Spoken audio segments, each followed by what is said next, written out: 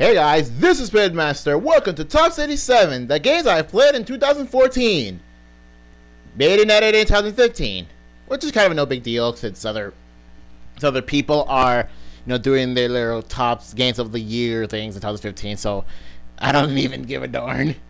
But it did took me a while to actually figure out what it is. Although not really, because I was in a Skype call with Chris and Andres, and then while I was in the call, I made that list, and then when I finished, they were like, "Well, you done already?" So anyway, here we go. Okay, so the rules are just the following: no ports. That's it. So I have to start playing the game on 2014. So regardless if it's out of 2014 or not, if I start playing the game in 2014, then it's on this list. So like I said, no ports. Like remakes, sure, but not ports. Okay, so let's start this thing.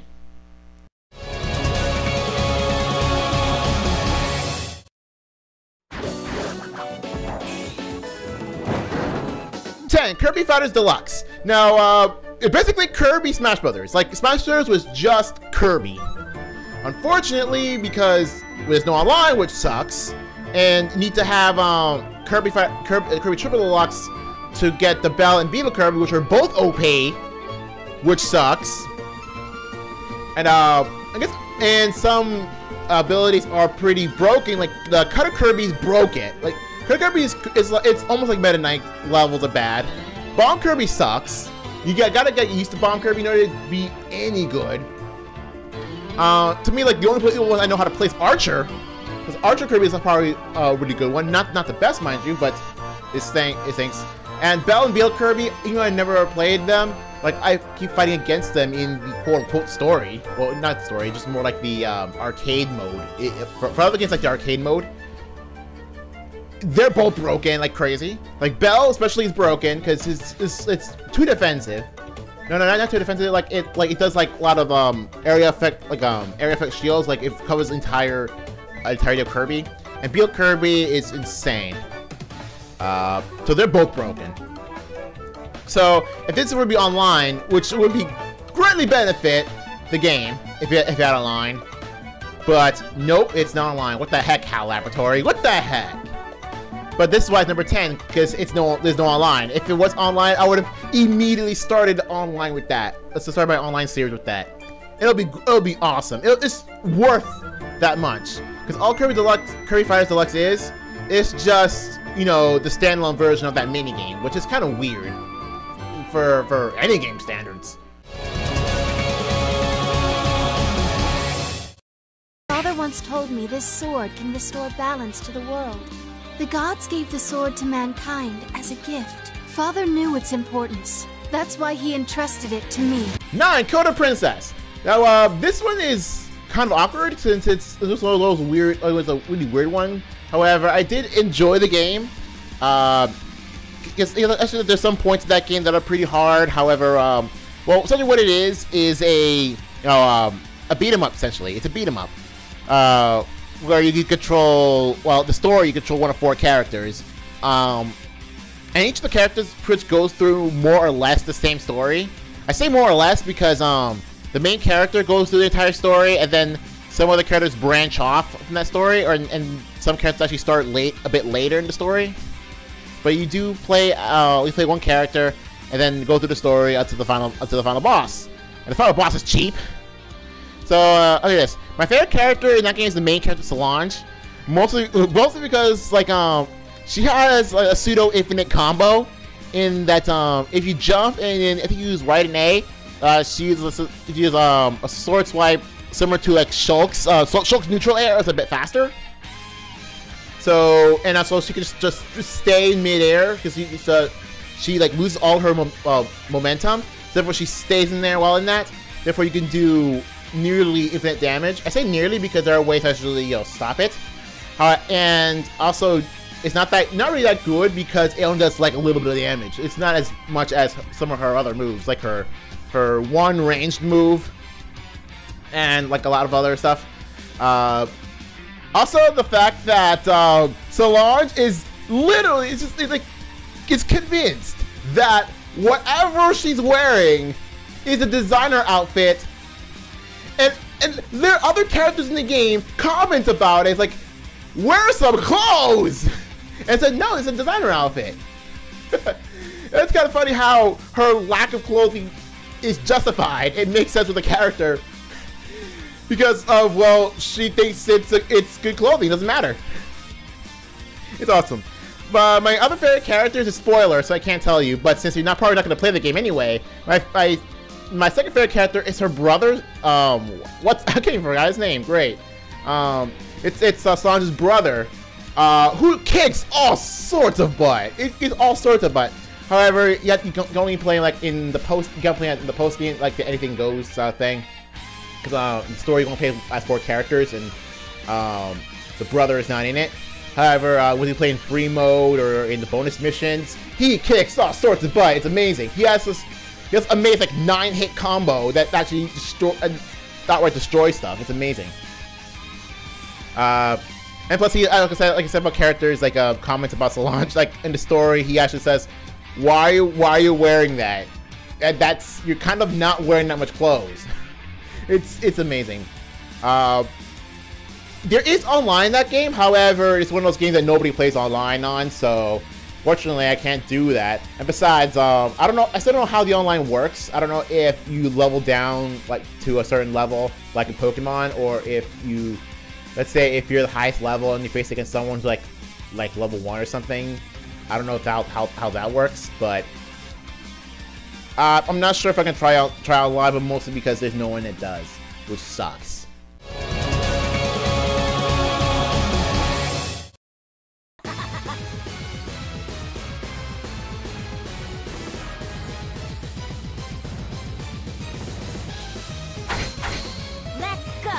Yep, this again.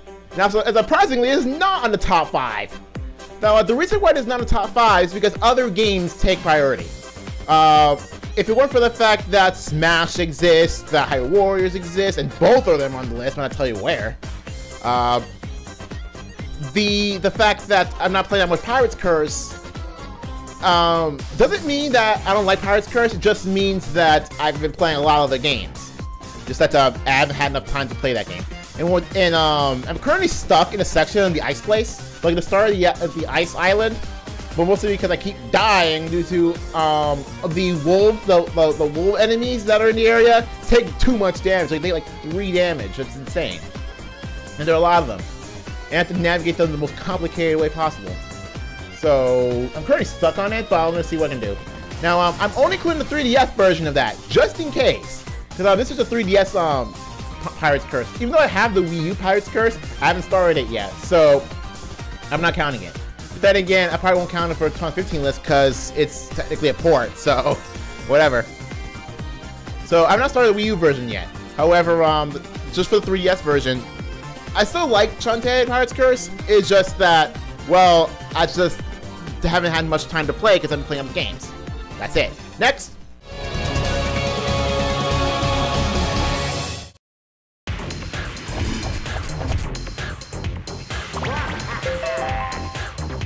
Game & Wario. Why is this on the list? Purely because of Sketch. That's it. Because Game & Wario is just a collection of different mini games. That unlike the WarioWare series, all is just pretty much one game per character. And Orbulons is Sketch. It's a multiplayer only mini game. And it's essentially Pictionary in that one person draws something, and the other player or players guess what it is. It is amazing. It's probably that one thing alone is funner than most of the top 5. But the reason why this is not on the top 5 is because just one little thing out of the rest of the game. Because the rest of the game is kind of meh. Like the Ashley minigame's good. The what else? The ski thing from Jimmy T, like I showed you that in the video. That's pretty fun.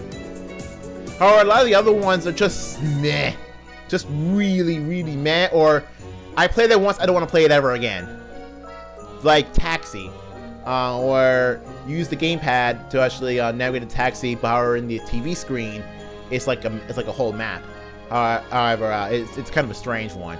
and the pirate minigame is really, really strange. It's like you hold up the gamepad as a shield to block, you know, suction cup arrows. You know those toy suction cup arrows? It's like one of those. You have to you have to know when and where to do it based on the TV screen and the gamepad. And of course, the gamer is like the most, I guess, the most mini game out of them. It's like the most WarioWare out of all of them. Because essentially, you have to play you have to play the micro games while your mom, you know, sneaks up on you to see if you're not asleep. So there you go, and that's pretty much where the gamer stage in Smash Bros comes from. Especially that idea. Although the one in Smash Bros is much more lenient on when the mom will show up. So yeah. Next.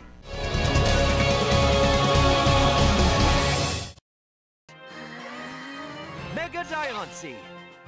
Mega Glee!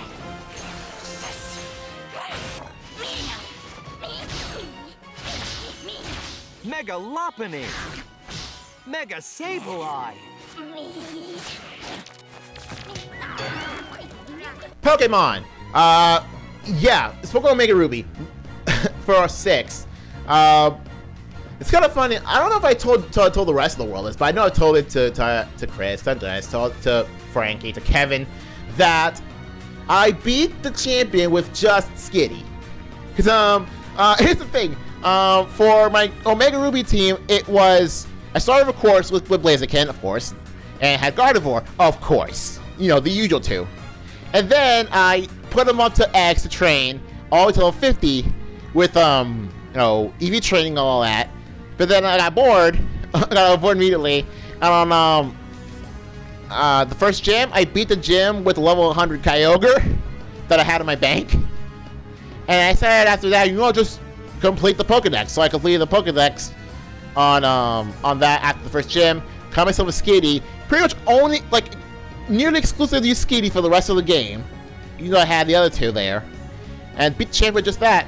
And without the XP share, like, Skitty was level 71 when, but like, right facing the champion, level 73 afterwards. It's insane. My current team consists, of course, of Skitty. It was level 100, haven't evolved it yet. Blaziken, Gardevoir, and then later on I added a Salamence to the team, although that's like after the champion. And then I added a Maractus, because I just found a random Maractus in a Mirage spot. You know what? I'm going to get a Maractus. So I got a Maractus. And I haven't set, and only just yesterday, I decided on my 6th Pokemon, which will be a Fione. Because I just had Fione, you know, put it on, you know, breeding stuff, and so I got a Fione. I decided to put that as the 6th Pokemon, but we'll see. But, the game itself is fine. I do like the game. It's definitely a more improved version, story-wise, of Ruby and Sapphire. Especially Marvel City. Marvel City is completely different. It's like... It's a reason why people call it Mallville City. The whole thing is like a giant apartment complex. With all sorts of stores, like, around the city. Of course, the Game Corner is not there because reasons. But, bikes, of course, and then there's the generic Lumiose City stuff, like the, like, what's it called, the Battle Institute. Then there's the equivalent of the restaurants, although, to be honest, I don't feel like they're as good as the restaurants, because at least the restaurants offer you a choice. Restaurant Luau is the best, I still think it's the best restaurant. However, it's compensated by the secret bases, in which some people on Reddit that put an entirety of Secret Shore and Secret Meadow, all level 100 Blissies. So essentially, Blissey Shore and Blissey Meadow. It's our Jersey Shore reference here, but it's actually a really cool way to train. And so I got most of my Pokemon to 100 at this point due to all the Blissey training.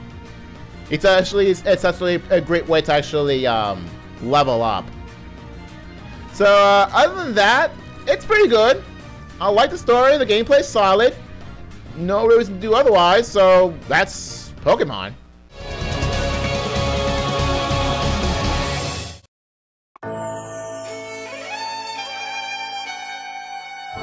The crystal's glow wanes by the hour.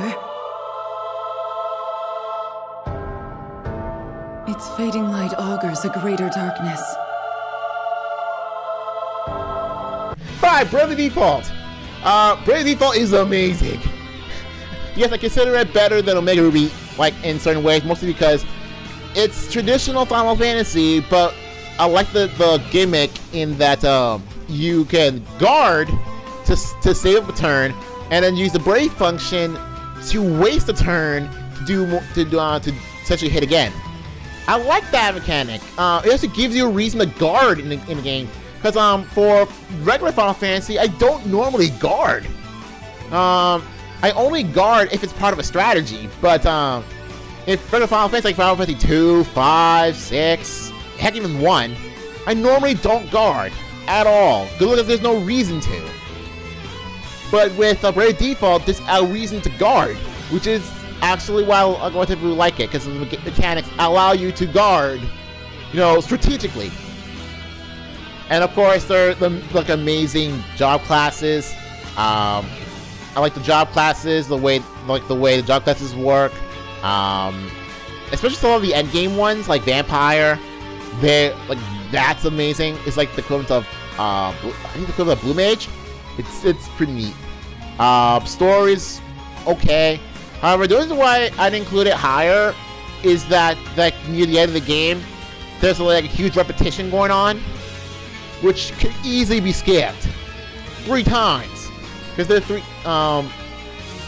Because I figured out who one of the main villains is just before the obvious point in which the villain became known. I'm not gonna tell you who it is though, but I really hope for a sequel, the Bravely Second, to show up, because I would definitely want to play more of that. It's an amazing game. Although I have stopped, but mostly because I stopped playing because I'm pretty much done with the game. I've already got like level 99 with every character, maxed all the job classes, and I think I didn't complete the bestiary, but I nearly completed the bestiary. I did the side thing with the village, with the home village, rebuilding. It is a lot more fun than freaking Colony 6. It's a lot more fun than the Colony 6. It's a lot less intrusive too. So that's they're like about the Brave Default's reconstruction system. I'm gonna say Brave Default is a freaking amazing RPG. It's definitely worth it, especially considering it was early 2014 when I got it. So it definitely filled the void for a lot of the good stuff that showed up later.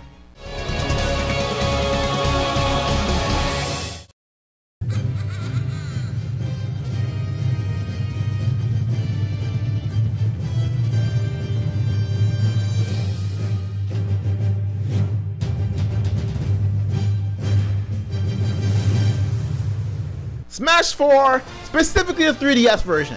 I say specifically the 3DS version because, believe it or not, I actually like the 3DS version more than the Wii U version. And before you start jaw-dropping over why I'm convinced that the 3DS version is better than the Wii U version, here's the thing. The Wii U version is supposed to be the definitive Smash Brothers. Fine. I don't legally fine, whatever. I don't mind that, but that's why I don't think the Wii U version is better. I think the 3DS version is better because it's more personalized. Thing is, like, Smash Wii U, it's fitted more to multiplayer. By that I mean local multiplayer. It's more fitted to that. And the big reason is that there's some things the 3DS version did to make it amazing. Because the 3DS version is only one player, you, the one playing the 3DS version. Therefore, the character select screen is the best out of all the entire series. Because for the main reason, it saves the last alternate outfit you use for your character. For example, I play white outfit Zelda. So once I go to Zelda in the character select screen, online, offline, whatever, it automatically the white color. So which is amazing. So I don't have to press X or Y to change color to what I want. Meanwhile, and on the Wii U version, what I hate the most, the character select screen, in that one, it's just like the previous Smash Brothers in that you start with a default color and you have to press X or Y to change your color. But also you have to change the control scheme. Because the default control scheme for Smash Brothers for Wii U, in my opinion, is god-awful. because you have trigger buttons, the ZR, ZL, and they're not default shield. Which if you're the GameCube controller, they are the triggers, which is L and R, are default shield. So it would make sense that ZR and ZL, which are the trigger buttons, to be default shield, but they're not the default. What's it? Grab. So yeah, the default grab, which L and R should be default grab due to their position on the controller relative to the GameCube controller. But no, they didn't do that. It's dumb. And also, so my controller scheme is L and R to shield. I think L to grab. I forgot what I did L and R. I think R to jump. I think I did R to jump. Not like it matters because I don't really use L and R. You know, A and B individual things. Y is to grab, X to jump. That's what, and second stick to tilt. Even though I never use it anyway. Even I do have the option to use the C stick or the second stick, whatever. I don't use it mostly because I'm just more used to the 3DS version. And here's the weird thing: I never bothered to get the GameCube adapter for one reason and only one reason, because it took me about 3 months to get used to the 3DS version, whereas it took me about 10 years to get used to the GameCube controller. 3 months or 10 years. I've started Smash Bros. Since Melee. That's where, you know, the GameCube controller was first a thing.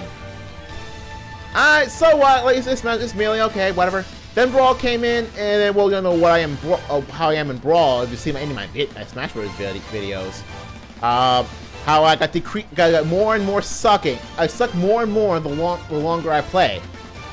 And so to the point that I feel like I may need to change the control scheme. However, when the 3DS version came out, I just feel very comfortable with it. It's just a very comfortable controller. Granted, like the stick, the circle pad isn't the proper stick. Okay, fine then. It's not a proper game for Smash. However, I feel like the rest of the buttons are great for Smash. Heck, I've beaten other people on my color with 3DS against people who had GameCube controllers. So what? It's just like I just feel like the 3DS. You know, if 3DS had a stick, it would have been perfect for Smash Brothers. Outright perfect. But mostly because of the personalized thing. But the Wii U one, also, of course, the obvious reasons. The 3DS had Smash Run, which is not online, which sucks. But not like I play it that much. I don't play Smash. Only play Smash Tour due to the challenge that requires it. I've gotten some of the custom moves for certain characters, like I did it for Zelda, I did it for Link, I did it for Rosalie, I did it for Duck Hunt, which will, I think that Duck Hunt's like randomly. I think that Duck Hunt's like a bit randomly. Sonic's, you know, the rest of the people I main. But for Smash Wii U, I don't even bother because I just use the 3DS version to send customized stuff to the Wii version, and then use the equipment for the Wii version for my amiibos or amiibo.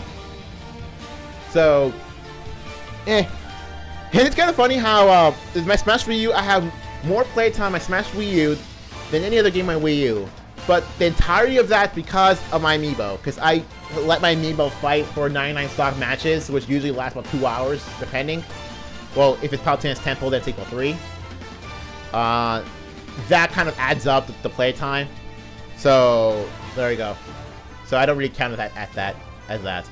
So anyway, yeah, Smash 3DS more than the Wii U version for games I played in 2014. Next.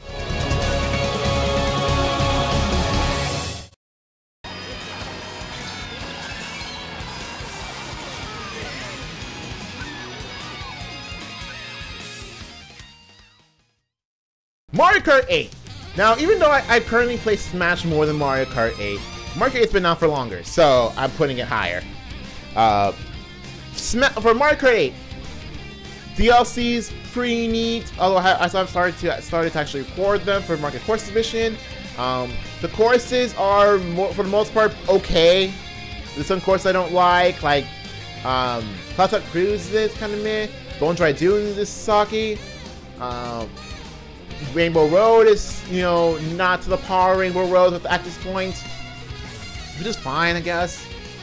But definitely a lot of the courses are pretty neat. The character selection sucks, but mostly because there's some characters that are still left out from Mario Kart Wii. But at least Mario Kart 8 DLC is gonna have Dry Bowser, so that kind of balances that out a bit.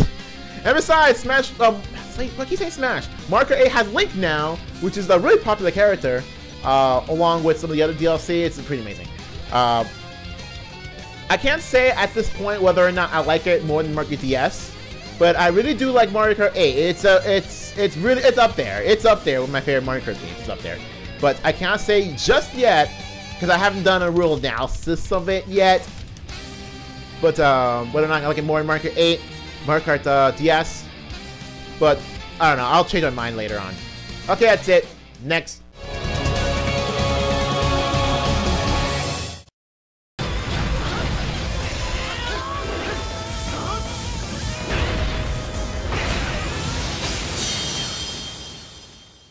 Hyrule Warriors, the game I can legitimately say I played longer for Wii U. Because that game is... It's so much fun. So much fun. So much fun. So much fun. Yeah, I don't need to explain it that much. It's just, Hyrule Warriors is amazing. Granted, it does get repetitive, yes. There's some missions that are really hard, yes. However, there's some missions that require you to use the character that I suck at, yes. However, everything else... it's just blind fun. Not really about blind fun, it's just like, sit down, play some Hyrule Warriors, waste some time, have a good time. That's Hyrule Warriors for me. It's kind of because I never played Dynasty Warriors games, so, and ironically, one of the games I actually do want to play if I had, like, a game of that series, but I had no real reason to. Mostly because, I don't know, why am I playing something new, a new IP, I don't know. But, with Pokemon Conquest, got me to making want to play Dynasty Warriors because the Dynasty Warriors that closest in design to Pokemon Conquest it's not a Nintendo game title. So here comes Hyrule Warriors, which is the closest thing to one. So yay, that's all I can say. Just yay, Hyrule Warriors. I definitely like Rudo. I didn't like Rudo, Fi, Link Gauntlets. I guess Zelda like Rapier, Blink Sword, of course, Sia, Volga, probably Midna a bit, and there was one other. I think Impa Naginata. Good, those are I think, yeah, some of the better characters, some of my better mains, High Warriors. Again, too bad it's not online, but I don't think it really needs to. But I think if it had online, I think it's more akin to Monster Hunter. Man, I've not played that game in a long time. Yeah, if Hyrule Warriors had multiplayer, I think it'd be more akin to the Monster Hunter, in that you play more of the same missions in adventure mode. Try to complete it and have like others help beat you in the game. Especially considering, like, let's say you're trying to get level 3 Summoning Gate, which is like one of the few missions I can't stand. I can't stand because I actually hate Summoning Gate, Lana Summoning Gate. Like, and Bro doesn't play Hyrule Warriors. He told me like he finds the game boring, which is fine. Some people find it boring. However, I would say only player than only Pokemon. The only character he plays is Darunia because he refuses to play as anyone else but Darunia. But even then, he doesn't like to play Hyrule Warriors, and when he does, usually by my consideration, I don't know, that he only plays Darunia. Either way, that game would probably benefit from online to have other people help you with it. Too bad the amiibo for Hyrule Warriors only applies to get a certain weapon or get a certain war, which may or may not be helpful. Because it would be pretty cool if Hyrule Warriors amiibo would allow you to have an AI to help you on a certain mission that doesn't suck. Because a lot of the AI is god awful. They don't even do anything. So let's say I have a certain Hyrule Warriors amiibo for Fi. Then I put Fi on the thing, and then Fi will help me, Fi will help me play the game, so I can, get stuff better. I don't know. That's just my idea. So that's it for Hyrule Warriors. Let's go to number 1.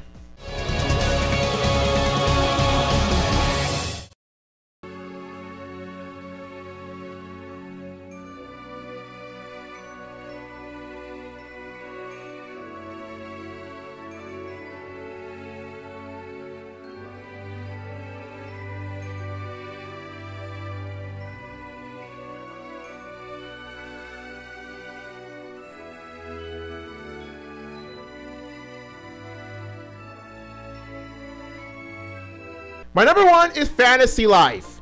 Oh my goodness! Once I started Fantasy Life, it took me to fully max out all job classes in the DLC to stop.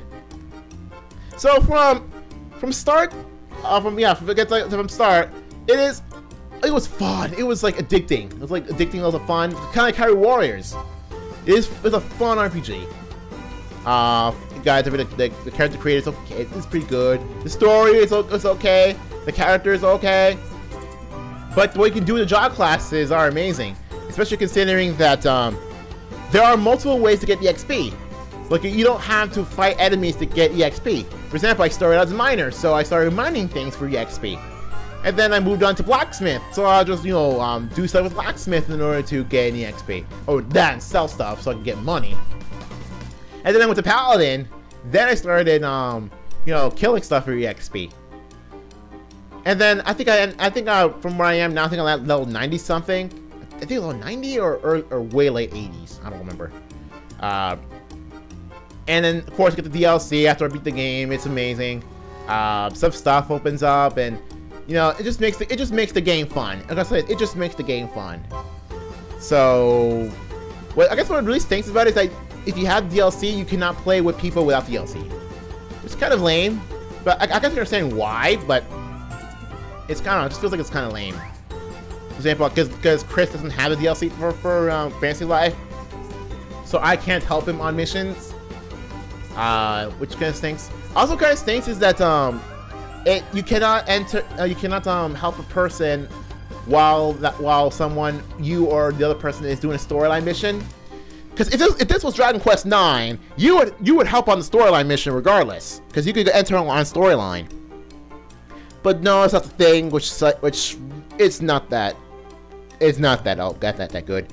But I guess the game is still worth it regardless. So I just feel like Fantasy Life is the best game I've played in 2014, regardless.